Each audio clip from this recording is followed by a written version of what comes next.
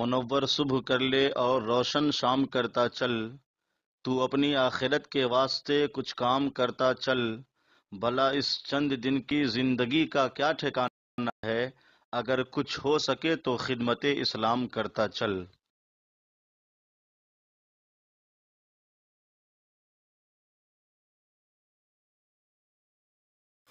سورہ بقرہ کے 29ویں رکوع کا آغاز ہے۔ یہ دوسرے پارے کا 13واں رکوع ہے۔ جس آیت کریمہ سے اس رکوع کا آغاز ہے وہ سورہ بقرہ کی آیت نمبر 229 ہے۔ اس آیت کریمہ کا شان نزول یہ ہے، ایک عورت نے سید عالم صلی اللہ علیہ وآلہ وسلم کی خدمت میں حاضر ہو کر عرض کیا کہ اس کے شوہر نے کہا ہے کہ وہ اس کو طلاق دیتا رہے گا اور رجوع کرتا رہے گا، ہر مرتبہ جب طلاق کی عدت گزرنے کے قریب ہوگی رجوع کر لے گا، پھر طلاق دے دے گا، اسی طرح عمر بھر اس کو قید رکھے گا۔ اس پر یہ آیت نازل ہوئی اور ارشاد فرما دیا کہ طلاق رجعی جس میں رجوع کیا جا سکتا ہے 2 بار ہے، اس کے بعد پھر طلاق دینے پر رجوع کرنے کا حق نہیں ہے۔ زمانے جاہلیت میں یہی ہوتا تھا کہ لوگ طلاق دیتے، عورتیں عدت گزارتی، عدت گزرنے کے قریب ہوتی تو پھر رجوع کر لیتے، پھر دوبارہ طلاق دے دیتے، پھر عدت گزرنے کے قریب ہوتی پھر رجوع کر لیتے، اس طرح ساری زندگی اس کے لیے مصیبت بنا دیتے۔ تو یہ حکم نازل ہو گیا الطلاق مرتان، یہ طلاق رجعی 2 بار تک ہے، یعنی وہ طلاق جس میں رجوع ہو سکتا ہے وہ صرف 2 ہی ہیں۔ فَإِمْسَاكُمْ بِمَعْرُوفٍ أَوْ تَسْرِيحٌ بِإِحْسَانٍ، پھر بھلائی کے ساتھ روک لینا ہے۔ 2 طلاقیں دے دیں تو اب رجوع کر کے روک سکتا ہے۔ یہ مسئلہ یاد رکھیں کہ اگر ایک طلاق رجعی دی ہو اور عدت میں دوبارہ رجوع کر لیا تو میاں بیوی کی حیثیت سے وہ زندگی تو گزار سکتے ہیں، مگر یہ یاد رکھنا ہوگا کہ ایک طلاق وہ دے چکا ہے، اب اسے صرف 2 طلاق دینے کا اختیار ہے، اور اگر 2 طلاق رجعی دے چکا اور پھر رجوع کر لیا تو 2 طلاقیں وہ دے چکا ہے، اب اسے اختیار صرف 1 طلاق کا ہوگا۔ او تصریح باحسان، یا احسان کے ساتھ چھوڑ دینا ہے، یعنی اس طرح کے رجوع نہ کرے اور عدت گزرنے دے، تو عدت گزرنے کے بعد عورت اس کے نکاح سے بالکل جدا ہو جائے گی۔ یہاں سے ایک مسئلہ یہ معلوم ہوا کہ اگر طلاق رجعی 1 دی ہو یا 2 دی ہوں اور عدت کے دوران رجوع نہ کرے تو عدت گزرنے کے بعد عورت آزاد ہو جاتی ہے، اسی شوہر سے دوبارہ نکاح کرنا چاہے تو بھی اجازت ہے، اور دوسری جگہ نکاح کرنا چاہے تو بھی اجازت ہے۔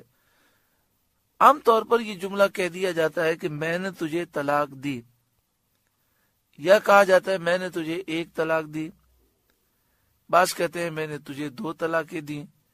یہ جو الفاظ ہیں یہ طلاق رجعی کے ہیں، یعنی شوہر نے اگر کہا کہ میں نے تجھے 1 طلاق دی، یا کہا میں نے تجھے 2 طلاقیں دی، یا صرف کہا کہ تجھے میں نے طلاق دی، تو ان تینوں الفاظوں سے طلاق رجعی ہوگی۔ 1 دفعہ کہا تو 1 طلاق ہوگی، اور 2 دفعہ کہا تو 2 طلاق رجعی ہو جائیں گی۔ ان الفاظ سے طلاق رجعی ہوتی ہے، جس میں عدت کے دوران شوہر رجوع کر سکتا ہے اور عدت گزر جائے تو پھر نکاح کے ذریعے صلح ہو سکتی ہے۔ وَلَا يَحِلُّ لَكُمْ أَن تَأْخُذُوا مِمَّا آتَيْتُمُوهُنَّ شَيْئًا، اور تمہیں جائز نہیں کہ جو کچھ عورتوں کو دیا اس میں سے کچھ واپس لو، إِلَّا أَن يَخَافَا أَلَّا يُقِيمَا حُدُودَ اللَّهِ، مگر جب دونوں کو اندیشہ ہو کہ اللہ کی حدیں قائم نہ کریں گے۔ فَإِنْ خِفْتُمْ أَلَّا يُقِيمَا حُدُودَ اللَّهِ، پھر اگر تمہیں خوف ہو کہ وہ دونوں ٹھیک انہی حدوں پر نہ رہیں گے، فلا جناح علیہما فی مفتدت بہ، تو ان پر کچھ گناہ نہیں اس میں جو بدلہ دے کر عورت چھٹی لے۔ اس سے مراد یہ ہے کہ اگر نبھاؤ کی کوئی صورت نہ نکلے اور عورت یہ سمجھتی ہو کہ اب ایسے شوہر کے ساتھ گزارا ممکن نہیں ہے اور شوہر طلاق دینے کے لیے تیار نہ ہو، تو عورت یہ کر سکتی ہے کہ جو اسے مہر ملا تھا وہ مہر واپس کر دے اور کہے کہ آپ مجھ سے مہر اپنا واپس لے لیں جو آپ نے مجھے دیا تھا اور مجھے خلا دے دیں۔ اگر شوہر یہ کہہ دے کہ میں نے آپ کو خلا دی تو وہ مہر کی رقم عورت کو واپس کرنی ہوگی جس پر معاہدہ ہوا، اور خلا لفظ کہنے سے ایک طلاق بائن واقع ہو جائے گی۔ طلاق بائن کے جو مسائل ہیں وہ ہم اس سے پہلے سمجھ چکے ہیں۔ یہاں پر یہ مسئلہ یاد رکھیں کہ اگر غلطی شوہر کی ہو تو خلا دیتے ہوئے، طلاق دیتے ہوئے مال لینا یہ منع ہے، اور اگر غلطی عورت کی طرف سے ہو تو شوہر خلا کے بدلے میں مال حاصل کر سکتا ہے، لیکن جتنا مہر میں دیا ہے اتنا ہی حاصل کر سکتا ہے، اس سے زائد کا مطالبہ کرنا منع ہے۔ تلک حدود اللہ فلا تعتدوها، یہ اللہ کی حدیں ہیں، ان سے آگے نہ بڑھو۔ ومن یتعد حدود اللہ، جو اللہ کی حدوں سے آگے بڑھے، فاولئک هم الظالمون، تو وہی لوگ ظالم ہیں۔ آج ہمارے معاشرے میں ایک برائی یہ پیدا ہو گئی کہ بعض نادان، جاہل، بے وقوف خواتین، بڑے سخت الفاظ ہیں لیکن یہ الفاظ اس لیے ہیں تاکہ اس عمل سے ہمارے دل میں نفرت پیدا ہو۔ بعض نادان خواتین وہ بات بات پر طلاق کا مطالبہ کرتی ہیں اور ان کی زبان پر یہ لفظ بار بار آتا ہے، یہ انتہائی نادانی ہے، اور طلاق کا مطالبہ کرنا بغیر شرعی اجازت کے یہ اتنا بڑا جرم ہے کہ حدیث پاک میں ہے، ترمذی شریف کتاب الطلاق باب ما جاء فی المختلعات، حدیث نمبر 1191، عن ثوبان ان رسول اللہ صلی اللہ علیہ وآلہ وسلم قال، حضرت ثوبان رضی اللہ تعالی عنہ سے روایت ہے، نبی اکرم صلی اللہ علیہ وآلہ وسلم نے ارشاد فرمایا، ایما امرات سألت زوجها طلاقا من غیر بأس، جو کوئی عورت بغیر حاجت کے، بغیر شرعی اجازت کے طلاق کا مطالبہ کرے، فحرام علیہا رائحۃ الجنہ، تو ایسی عورت پر جنت کی خوشبو حرام ہے۔ جنت میں جانا تو دور کی بات ہے، جنت کی خوشبو بھی وہ نہیں پا سکتی، وہ اتنا دور ہو جائے گی جنت سے۔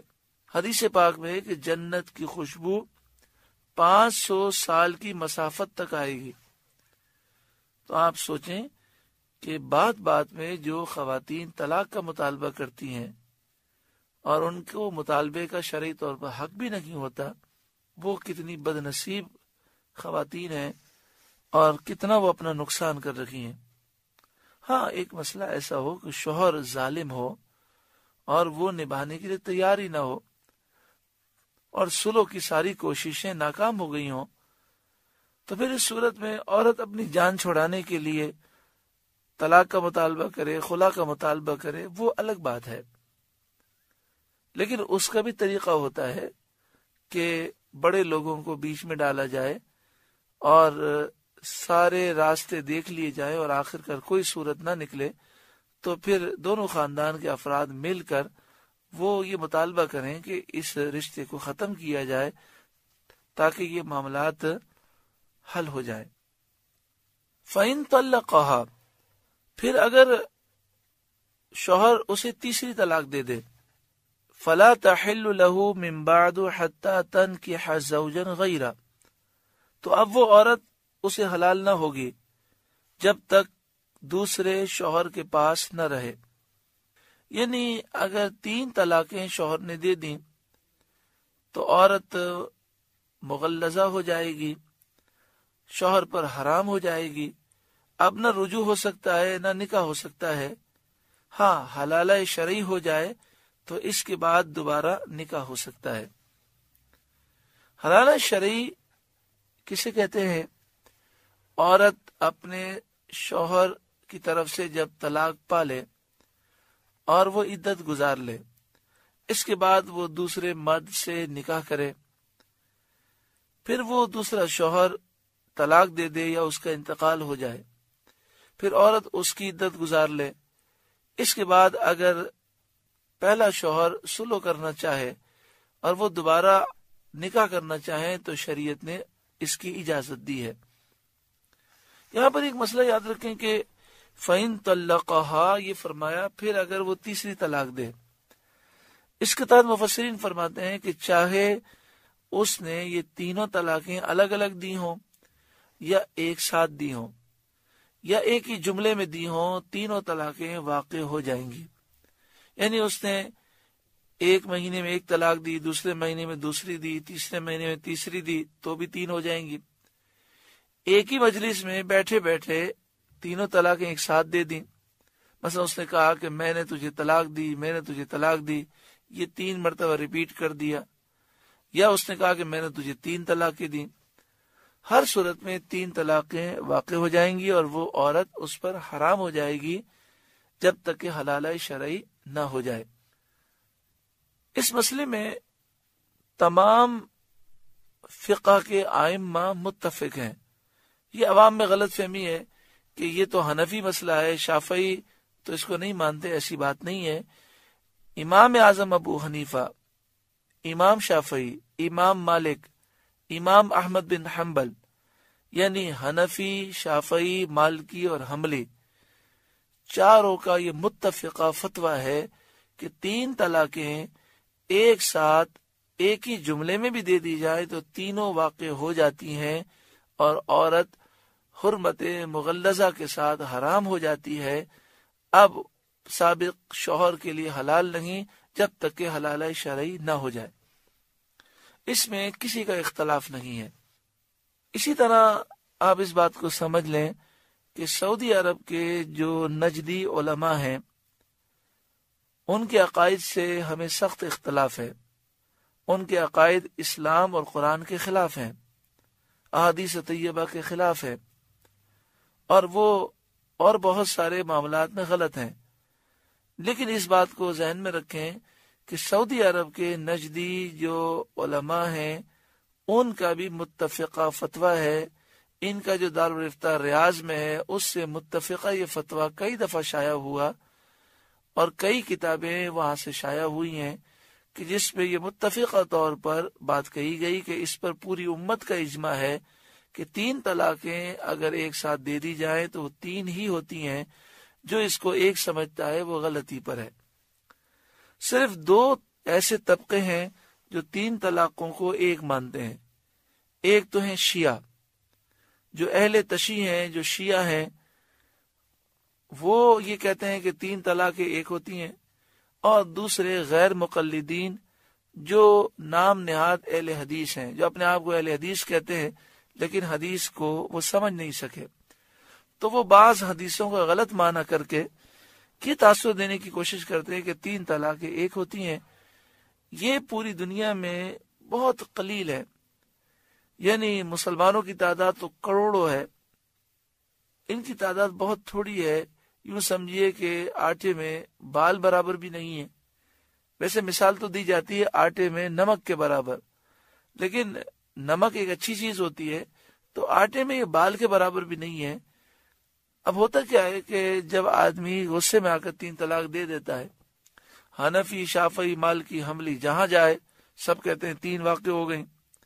سعودی عرب کے نجدی علماء کے پاس ہے، وہ بھی کہتے ہیں 3 واقع ہو گئیں، تو یا تو وہ شیعوں کے پاس چلا جاتا ہے یا غیر مقلدین کے پاس چلا جاتا ہے، اور وہاں سے کاغذ کا ایک ٹکڑا لے آتا ہے اور کہتا ہے جناب یہ تو 3 نہیں ہوئی بلکہ 1 ہوئی ہیں۔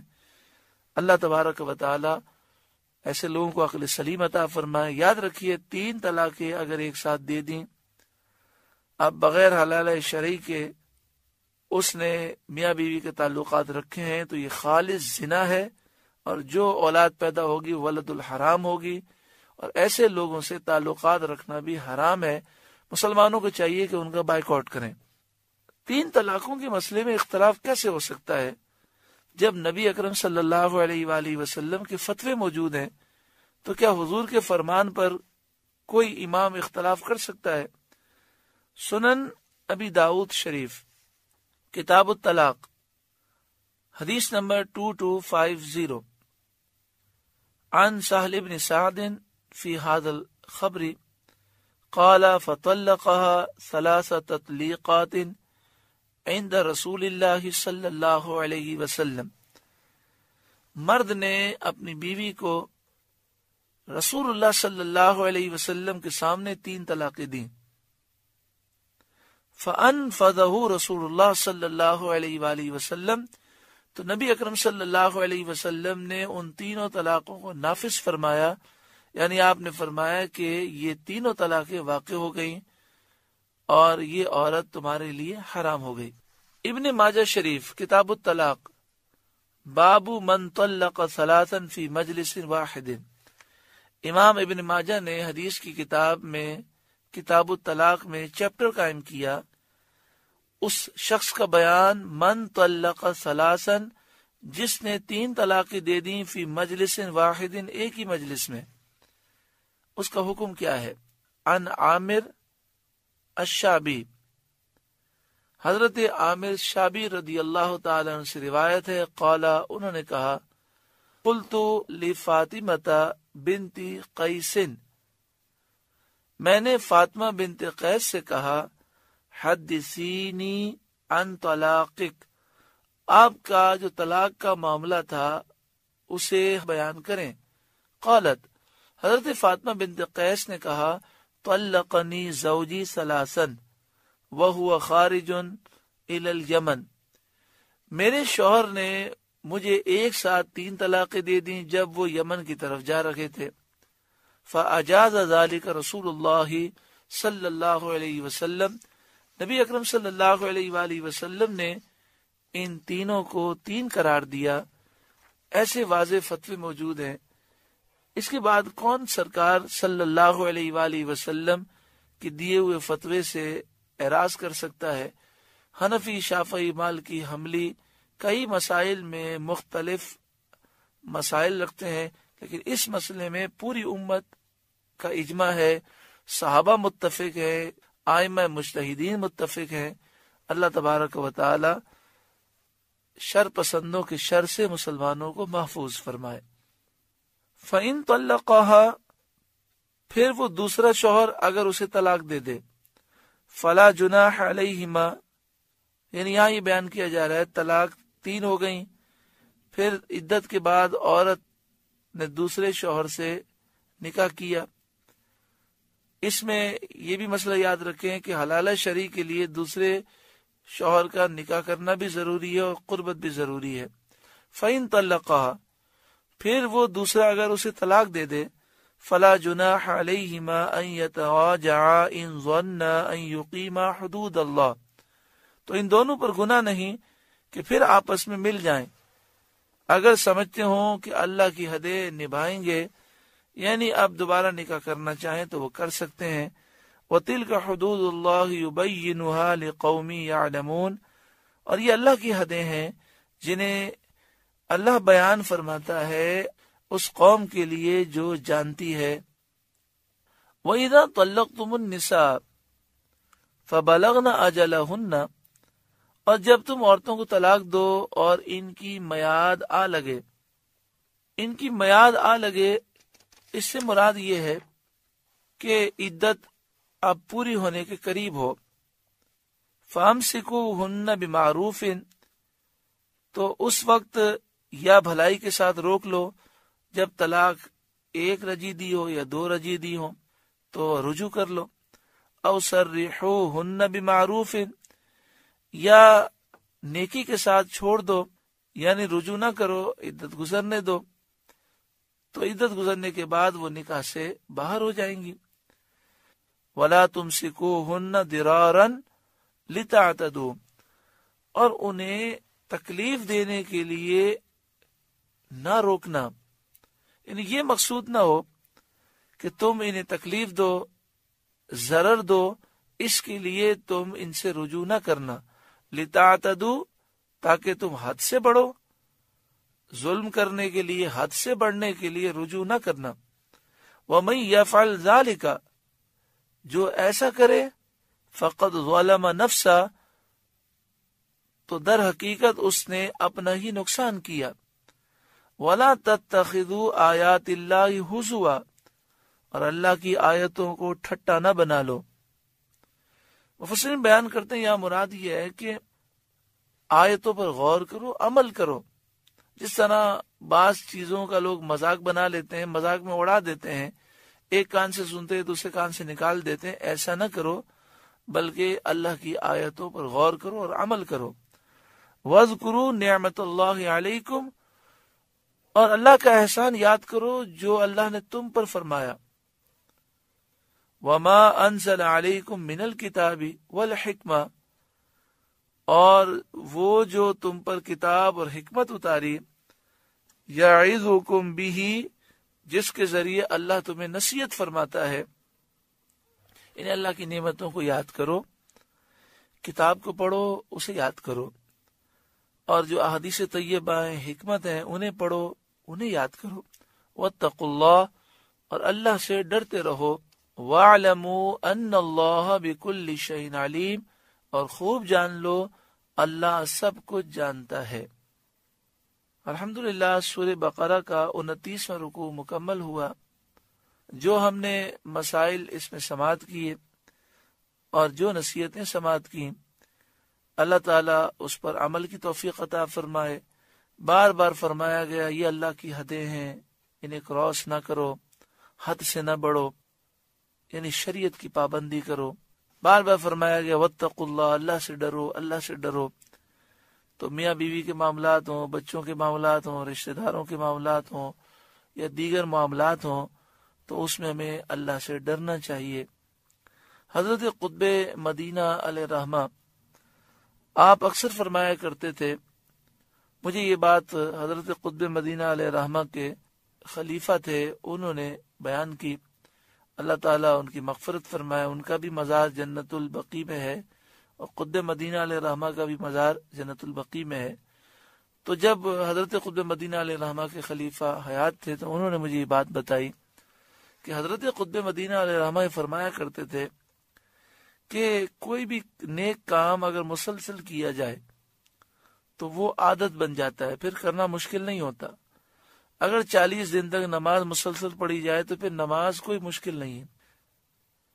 آپ فرماتے ہیں اصل جو مشکل ہے وہ معاملات ہیں، حقوق العباد، حسن اخلاق، ہماری زبان سے کسی کو تکلیف نہ ہو، کوئی ایسی بات ہم نہ کہیں جس سے کسی کی دل آزاری ہو، ایک دوسرے کو حقوق ادا کرنا، کاروباری معاملات میں دیانت داری، یہ ساری چیزیں آپ اکثر فرمایا کرتے الدین المعاملہ، الدین المعاملہ۔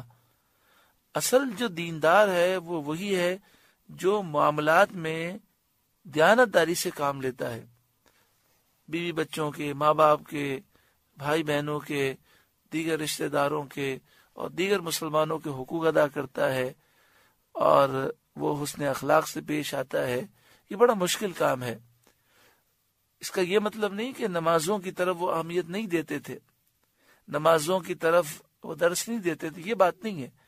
وہ یہ فرماتے تھے کہ بسا اوقات ایسا ہوتا ہے کہ انسان 40 دن نماز پڑھ لیتا ہے تو نماز تو اس کی عادت بن جاتی ہے، اب نماز بھی پڑھ رہا ہے، لیکن چونکہ نماز کی برکتیں اسے صحیح طور پہ ملی نہیں ہیں تو اس کے اخلاق ایسے ہوتے ہیں کہ بندے اس سے تنگ ہوتے ہیں۔ نبی اکرم صلی اللہ علیہ وآلہ وسلم کی خدمت میں 2 عورتوں کا ذکر کیا گیا۔ ایک ایسی عورت تھی کہ جو کثرت سے صدقات کرتی تھی، کثرت سے نماز پڑھتی تھی، لیکن اس کی زبان سے اس کے پڑوسی تنگ تھے، تو آپ صلی اللہ علیہ وآلہ وسلم نے یہ فرمایا کہ وہ جہنمی عورت ہے۔ اور ایک ایسی عورت کا ذکر کیا گیا کہ نفلی نماز اور نفلی روزے اور نفلی صدقات اس کے زیادہ نہیں تھے، لیکن اخلاق اس کے بہت اچھے ہیں، لوگ اس کے اخلاق سے خوش ہیں، تو پیارا آقا صلی اللہ علیہ وآلہ وسلم نے فرمایا وہ جنتی ہے۔ ایک مرد اگر اپنے اخلاق کی وجہ سے اپنی بیوی کو تکلیف دے، اپنے بھائی بہنوں کو تکلیف دے، یا مرد ہو یا عورت اپنے ماں باپ کو تکلیف دے، یعنی ماں باپ سے بات کرنے کا ڈھنگ اور سلیقہ ہی نہ ہو، تو آپ مجھے بتائیے کہ انسان کتنا اپنا نقصان کرتا ہے کہ اگر حسن اخلاق سے پیش آئے۔ پیارے آقا صلی اللہ علیہ وآلہ وسلم نے فرمایا جو حسن اخلاق کا عادی ہوگا وہ اگر پوری رات سو جائے اور دن میں روزہ بھی نہ رکھے، لیکن اگر حسن اخلاق کا پیکر ہوگا تو حدیث پاک میں اس کی بشارت دی گئی کہ وہ پوری رات قیام کرنے کا درجہ پاتا ہے اور پورا دن روزہ رکھنے کا درجہ پا لیتا ہے۔ تو یہاں پر اس رکوع میں چونکہ میاں بیوی کا ذکر تھا تو اس لیے اس ضمن میں بہت سی باتیں بیان کی گئیں، ورنہ جہاں تک حسن اخلاق کا تعلق ہے وہ تو ہر مسلمان سے ہمیں تعلقات اچھے رکھنے چاہیے اور اچھے اخلاق سے پیش آنا چاہیے۔ ایک روایت میں یہ ہے کہ جو دن بھر میں 3 مرتبہ سورہ 3 پڑھ لے، والتین والزیتون، سورہ 3 پڑھ لے، تو اس کے بارے میں یہ ہے کہ الحمدللہ اس کے اخلاق بڑے اچھے ہو جاتے ہیں۔ اللہ تبارک و تعالی ہمیں اپنے حقوق بھی ادا کرنے کی توفیق عطا فرمائے، اپنے بندوں کے حقوق بھی ادا کرنے کی ہمیں توفیق عطا فرمائے، اور جو ہم سے غلطیاں ہوئی اللہ تعالی معاف فرمائے، ہماری تمام ظاہری باطنی برائیاں، عیوب، گناہوں کی عادتیں رب العالمین دور فرمائے اور ہمیں دونوں جہاں میں شاندار کامیابی نصیب فرمائے۔